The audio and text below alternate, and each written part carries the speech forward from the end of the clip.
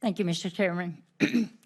And thank you, Mr. Regan, for being here today. And you know exactly what I'm going to talk about because it is one of my very top concerns as being the senator from Mississippi and always has been since the day I got here, the Yazoo Backwater Area Pump Project.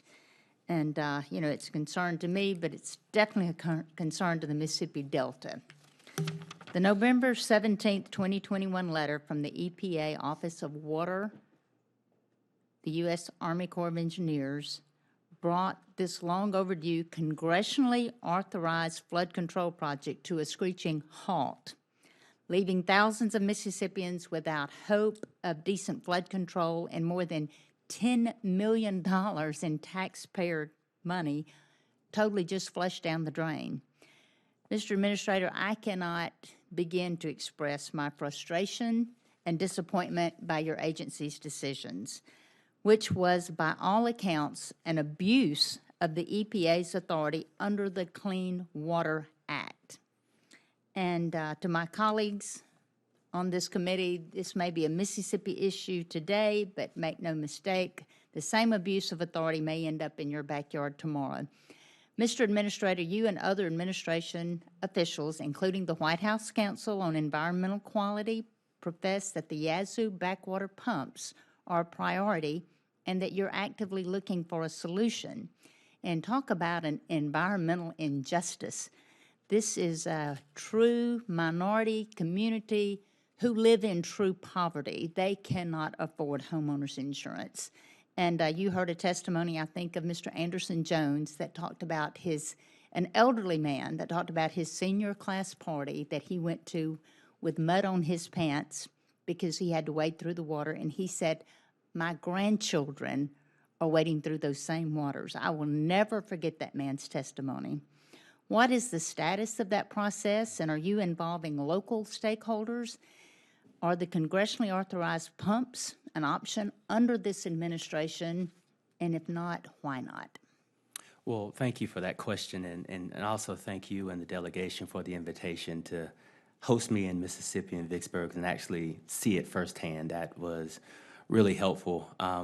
You know, I am going to stay with my commitment to you, which is this process is a priority. I think what I agreed to, and we are meeting that obligation, is I pull the White House in. I think there's been number one, this issue has been there for decades. We can agree that it's not political because I think it was the Bush administration that put the veto in place and the Trump administration that had a process that was deemed political interference to change the Bush administration's decision on this project. But that aside, I have asked the White House, the Council for Environmental Quality, to convene all of the federal agencies that are involved, U.S. Fish and Wildlife, U.S. Army, USDA, and FEMA, to focus on this project. And we have done just that. We've got technical experts from all of those agencies reviewing all of the available data. There are no options off the table. To your question, green and gray, hard and natural infrastructure solutions are on the table. What I can say is our teams have started meeting, and there are weekly 2-hour meetings occurring over the next month to put solutions in front of both leadership at EPA and U.S. Army Corps of Engineers. So we're tracking on that timeline that I committed to you on. We've got all of the agencies. We have an interagency council actually focused on this problem. I committed to you and Senator Wicker that instead of continuing to kick the football down the road like we've seen for the past 20, 30 years, we're going to get a solution to this problem. During all these meetings and all these hearings that you're having and all the agencies that you say you're bringing in, it should be very clear that the letter that was sent, that the pump project is subject to EPA's 2008 veto of a different Corps plan. You should easily find that. According to the EPA Assistant Administrator of the Office of Water, the 2020 proposed plan is the same plan proposed by the Corps in 2007. The 2020 proposed plan would discharge fill material into the same disposal site prohibited under EPA's 2008 veto. This is just not true. The facts are the proposed location of the pump station in the new 2020 plan is in a completely different county than the 2007 plan's project site. That's a big difference. And when I got that and I saw that you were looking at the things in 2007 in a completely different county, I was just totally amazed. Another fact, the 2020 plan included in the new mitigation features that to help sustain aquatic habitat, fisheries, and mussels during low flow season. The 2007 plan called for nothing of that sort. That is a big difference. Another fact, the 2020 plan included an adaptive management plan in light of the uncertainty related to the effects of pumping out surface water within that area and to allow the flexible decisions making when operational adjustments are needed. The 2007 plan did not include any of that. So this is a big difference, and the list goes on. The bottom line is the 2020 plan is not the 2007 plan. Given the long list of differences detailed in the Corps' final supplemental environmental impact statement, how can your agency determine that these two plans are basically one and the same?